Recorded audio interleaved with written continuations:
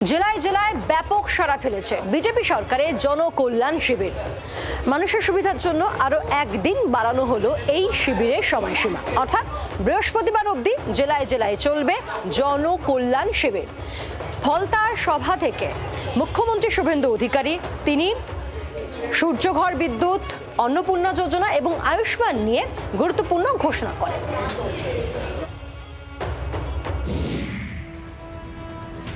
রাজ্য কেন্দ্রীয় সরকারের ৫৪টি প্রকল্পের পরিষেবা পৌঁছে দিতে চলছে জনকল্যাণ শিবির। জেলায় জেলায় মিলেছে ব্যাপক সাড়া। অন্নপূর্ণা ভাণ্ডার ও আয়ুষ্মান ভারত সহ একাধিক প্রকল্পের ফর্ম পূরণ, নথিভুক্তকরণ ও যাচাইয়ের জন্য সকাল থেকেই শিবিরগুলিতে উপচে পড়ছে ভিড়। সাধারণ মানুষের সুবিধার কথা মাথায় রেখে আরও একদিন বাড়ানো হলো এই শিবিরের সময়সীমা। আগামী 18 জুন বৃহস্পতিবার পর্যন্ত জনকল্যাণ শিবির চলবে।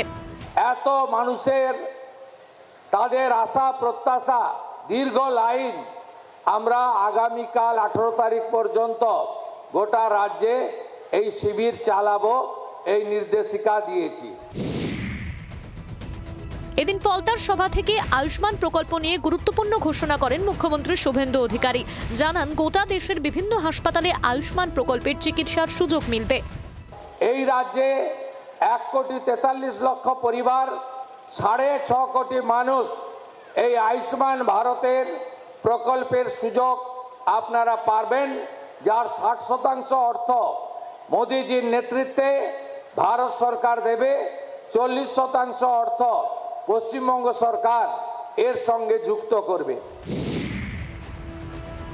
এদিন মুখ্যমন্ত্রী জানান, এবার সূর্যঘর বিদ্যুৎ যোজনার সুবিধা পাবেন বাংলার মানুষ। জনকল্যাণ শিবিরে এই প্রকল্পের আবেদনের সুযোগও মিলবে বলে জানিয়েছেন মুখ্যমন্ত্রী। প্রান্তিক মানুষরা, গ্রামে থাকা মানুষরা, স্বল্প রোজগার যারা করেন, তারা প্রধানমন্ত্রী সূর্য ঘর প্রকল্পে সোলার আলোর জন্য ব্যবস্থা নিন।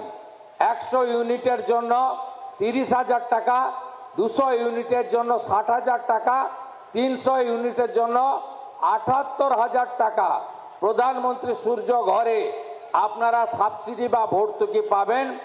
এর ফলে আপনাকে ইলেকট্রিকের বিল দিতে হবে না। ফলতার সভা থেকে এদিন অন্নপূর্ণা ভাণ্ডার নিয়ে বড় ঘোষণা করেন শুভেন্দু অধিকারী। জুন মাসের টাকা মহিলাদের অ্যাকাউন্টে কবে ঢুকবে তা জানান। জুন মাসে 3 তারিখে 28 লক্ষ মা বোন দিদির অ্যাকাউন্টে 3,000 টাকা করে ঢুকে গেছে। এখন অবধি 1,05,00,000 আমাদের মা বোন দিদি, তারা এই অন্নপূর্ণা যোজনায় নাম নথিভুক্ত করেছেন।